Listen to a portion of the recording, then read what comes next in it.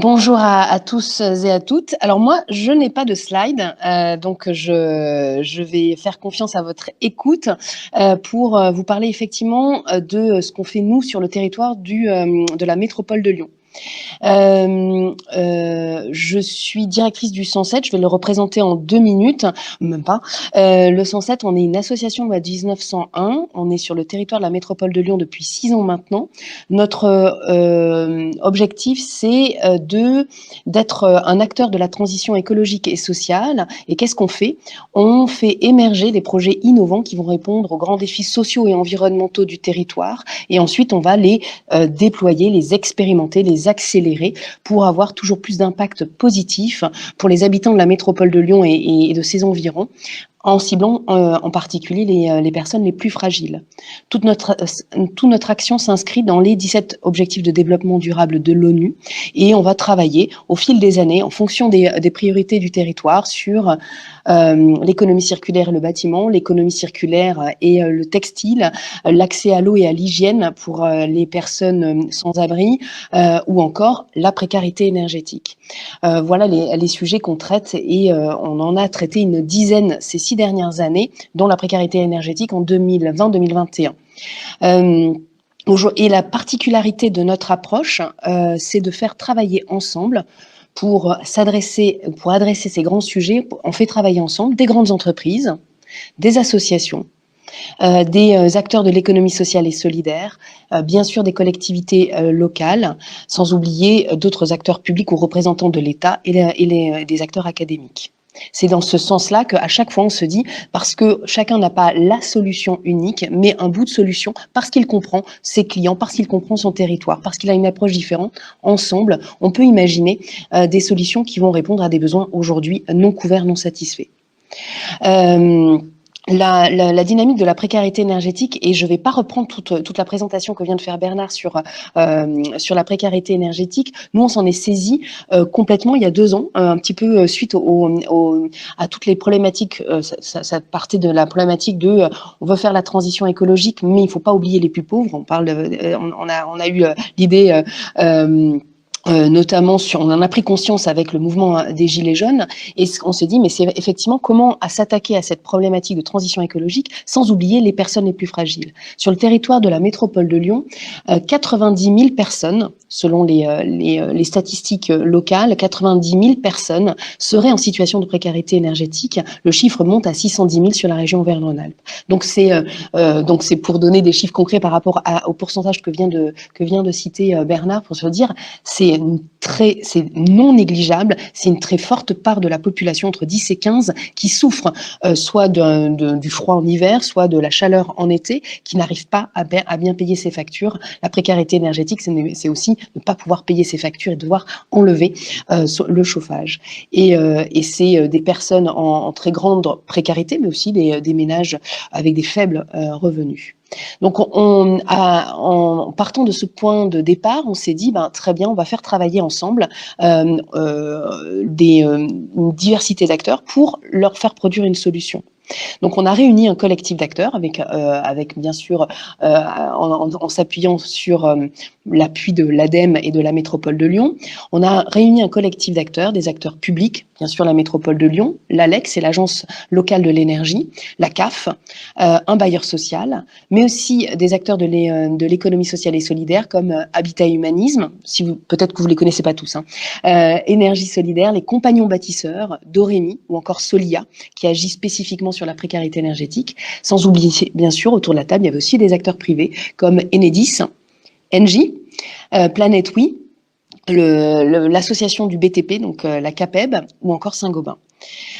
Tous traitent plus ou moins de la précarité énergétique, mais tous, en un moment de leur activité, sont confrontés à ces ménages en précarité énergétique et tous partent du même constat, on ne sait pas bien traiter ce sujet-là. De manière très... Je m'inscris alors complètement sur tout ce que vient de dire Bernard. Nous, on l'a constaté, on l'a partagé ensemble. Qu'est-ce qu'on a fait? On a réuni ce collectif et ensuite, on les a réunis. Alors, en plus, à l'époque, c'était le Covid, donc on était réunis un peu en physique, mais surtout en visio.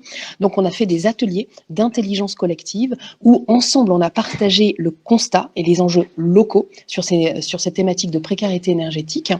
Ensuite, au fil des séances, on a utilisé d'autres outils et méthodologies de créativité pour qu'on puisse produire le maximum d'idées innovantes, en tout cas qui n'existent pas sur le territoire, d'idées pour résoudre cette question de précarité énergétique, jusqu'à les derniers ateliers où on partait de très bien, on va sélectionner le ou le projet qui nous semble le plus pertinent à mettre en place. Avant de vous parler du projet qui est en train d'émerger, c'est le constat partagé par tous au niveau local, c'est qu'aujourd'hui, tous les acteurs du secteur sont très mal coordonnés. Les objectifs de la sortie de la précarité énergétique n'apparaissent dans aucune feuille de route. Alors, sauf un acteur très spécifique comme Solia, qui est donc l'objet principal, mais en général, le sujet de la précarité énergétique, c'est à la périphérie de tous les sujets. Quand on est un bailleur social, c'est loger les personnes, leur faire payer leur loyer, améliorer la qualité de vie, etc. Mais la précarité énergétique n'est jamais un sujet à part entière. Idem pour des énergéticiens ou d'autres acteurs privés. Donc, c'est effectivement un sujet de se dire, mais en fait, le sujet est là, mais il n'y a pas de coordination globale sur ce sujet. Un autre problème qui a été partagé par l'ensemble des personnes autour de la table, c'est on a un problème de repérage et d'accompagnement des ménages. Comment on arrive à identifier les situations de précarité énergétique? Comment on arrive à identifier et ensuite accompagner le ménage? Et le dernier sujet que Bernard a bien entendu citer, aujourd'hui, les services ou toutes les aides qui sont disponibles pour sortir de la précarité énergétique, bien sûr ça parle de rénovation, mais il y en a d'autres d'aides, elles ne sont ni compréhensibles, ni lisibles, ni donc accessibles pour la très grande majorité des personnes. On estime que pour sortir de la précarité énergétique, un ménage a besoin d'actionner 10 dispositifs. C'est énorme. Donc, partant de ce constat, donc on l'a fait de manière collective, on a produit un maximum d'idées de se dire mais comment on peut, nous, à l'échelle territoriale, s'emparer du sujet, essayer de faire quelque chose, en tout cas tenter de faire quelque chose. Les gros sujets, ce sont aussi comment se dire que cette sujet de précarité énergétique, elle doit prendre en compte différentes situations. On peut être propriétaire, occupant et être en situation de précarité énergétique, être un locataire du parc privé ou un locataire du parc social, à chaque fois avec des acteurs différents et une approche différente et des fois plus ou moins complexe. On a fait des préconisations, notamment on a imaginé un projet qui s'appelle, c'est un projet encore qui, dans le nom est à finaliser, mais on les appelle les énergiques, qui est exactement dans la continuité de ce qu'a présenté Stop Exclusion, en se disant qu'aujourd'hui, comme ça n'a fait pas partie encore pleinement des feuilles de route ou de la fiche de poste des acteurs publics ou privés qui accompagnent les ménages en situation de précarité, pas forcément de précarité énergétique, on propose de s'appuyer sur un tiers de confiance qui forcément bénévole, qui est dans le cercle des personnes qui interviennent pour des associations locales, un tiers de confiance qui accompagnera le ménage dans tout son parcours, à la fois pour aller le voir et aller vers ce ménage, comprendre sa situation de précarité énergétique et en fonction du diagnostic qui a été posé, de pouvoir lui indiquer le chemin à suivre. Est-ce que c'est aller voir le service social, aller voir son bailleur, aller voir tel ou tel service qui peut lui offrir une aide financière ou tel entrepreneur qui peut l'aider à rénover son bâtiment.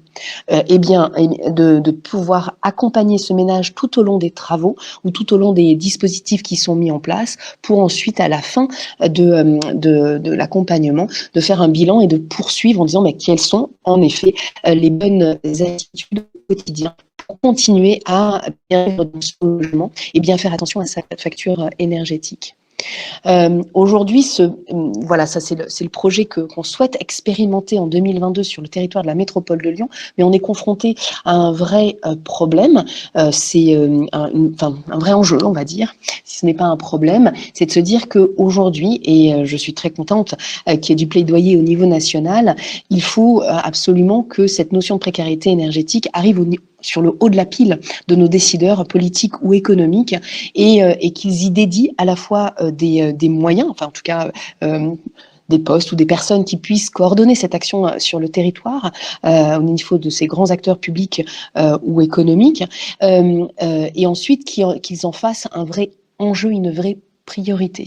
Parce que tant qu'on n'a pas on va dire, cet environnement positif pour impulser des projets ou des expérimentations sur le territoire, c'est extrêmement compliqué. Plein d'autres choses seront prioritaires. Donc tout notre enjeu en ce début d'année 2022, c'est d'aller voir et d'aller convaincre aussi bien la métropole de Lyon que les d'autres acteurs publics autour de l'énergie, de leur dire mais voilà, il est indispensable d'impulser une action coordonnée, et nous, acteurs locaux avec les associations, on est en capacité d'expérimenter un accompagnement tiers de confiance pour accompagner ces ménages. L'enjeu est de taille si on ne veut pas opposer fin du mois et fin du monde.